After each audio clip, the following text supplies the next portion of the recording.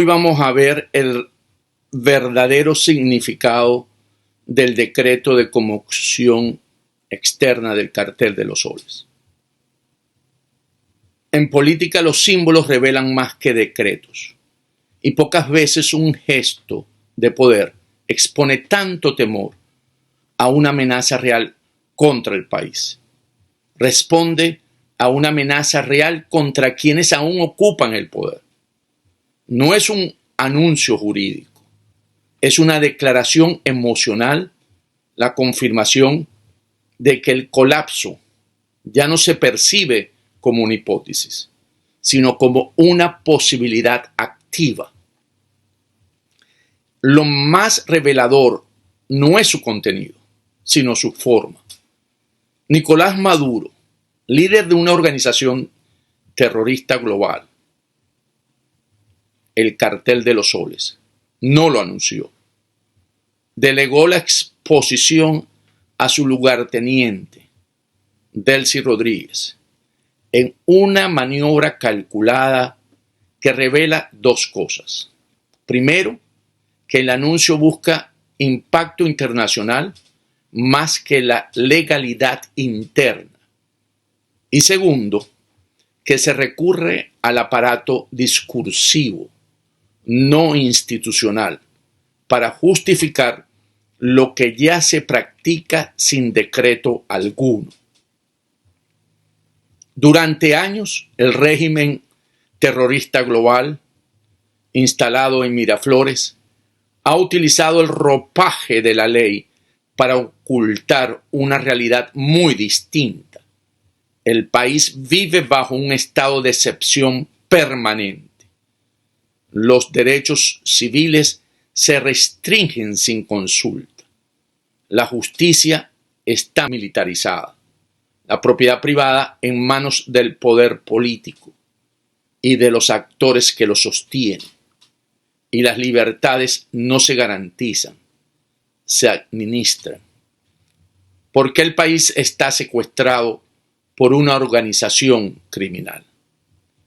Frente a eso, la pregunta no es por qué se anuncia un decreto extraordinario, sino por qué se necesita anunciarlo ahora. La respuesta no está en las aguas del Caribe, está en la historia reciente. Desde el 28 de julio del año pasado, Maduro perdió algo que nunca ha recuperado: la pretensión de legitimidad. Más del 70% del país sufragó por Edmundo González Urrutia, y la evidencia documental que se encuentra en Panamá, los testigos y las actas destruyeron el relato del control democrático. El mundo lo sabe, las cancillerías lo saben, Washington lo sabe. Y lo más importante, él también lo sabe. Por eso este decreto no está dirigido a enemigos externos, sino a la población venezolana. Habilita herramientas como toques de queda, cierra fronteras, ocupación de bienes, intervención de comunicaciones y suspensión de garantías. Y todo bajo un lenguaje que no describe la realidad, sino que intenta fabricarla. No es un plan de defensa nacional, es un ensayo preventivo de contención política. El argumento oficial gira en torno a Estados Unidos y el despliegue militar en el Caribe. Pero ni el Pentágono ni la Casa Blanca han hablado de intervención armada. La movida no es geoestratégica, es psicológica. El régimen sabe que ya no es percibido como gobierno legítimo en Washington. Sabe que la administración Trump no lo trata como un actor estatal, sino como la conducción operativa de una estructura criminal global con redes transnacionales de lavado, contrabando y narcotráfico. Hoy, Para el sistema estadounidense de inteligencia y seguridad, Maduro, el llamado Cartel de los Soles y el Tren de Aragua forman parte de un mismo mapa de amenazas para la seguridad de Estados Unidos. En este contexto, un decreto invocado en nombre de la soberanía carece de valor diplomático. La forma no rescata el fondo. Y sin embargo, en el interior de Venezuela, la situación es más crítica de lo que el discurso oficial admite. Si un liderazgo que controla puertos, aduanas, petróleo, electricidad, alimentos, aeropuertos y negocios ilícitos necesita invocar una conmoción externa, es porque siente que el enemigo ya no está fuera del territorio, sino dentro de sus propias estructuras. Nadie necesita declarar poderes extraordinarios cuando posee control pleno. Se hace cuando ese control empieza a resquebrajarse. La crisis no está en el Mar Caribe, está en Miraflores. Y ellos actúan como quien lo sabe. Hay otro elemento crucial, la narrativa de acompañamiento. Se habla de 54 partidos respaldando la medida, pero no hay coalición real ahí. Hay un decorado político construido durante años para simular pluralidad. No son adversarios funcionales, sino operadores políticos subordinados. Son parte del dispositivo comunicacional del mismo poder que dicen equilibrar. La estrategia no es nueva, pero está llegando a su punto de agotamiento. El discurso de Delcy Rodríguez ante el cuerpo diplomático no buscaba convencer, sino ganar tiempo. Instalar la idea de una amenaza militar permite justificar desde antes que, de otro modo, tendría un costo internacional mucho más elevado. La maniobra consiste en desplazar la atención de la causa a la excusa.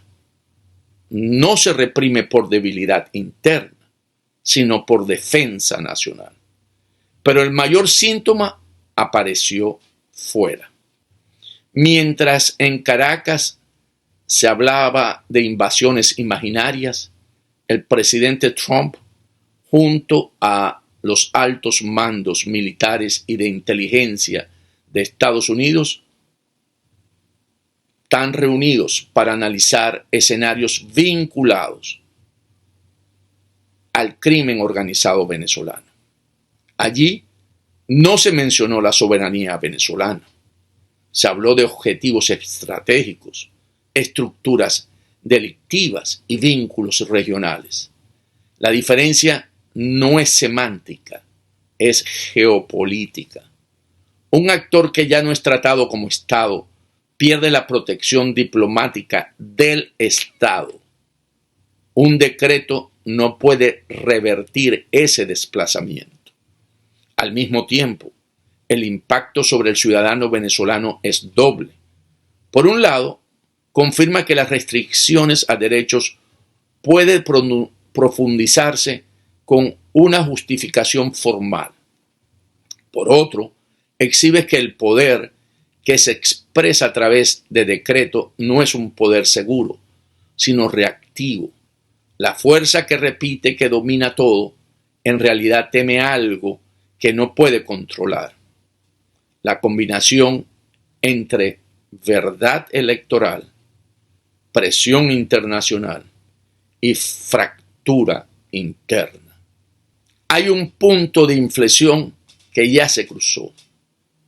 El régimen no está administrando gobernabilidad, está administrando terror, temor a los cuarteles, temor a los mandos medios, temor a los testimonios, temor a las cifras, temor a la justicia externa. La amenaza no es la llegada de marines, sino la acumulación de hechos, de documentos, de archivos, de voces. Ese es el verdadero trasfondo. La conmoción no está afuera, está adentro.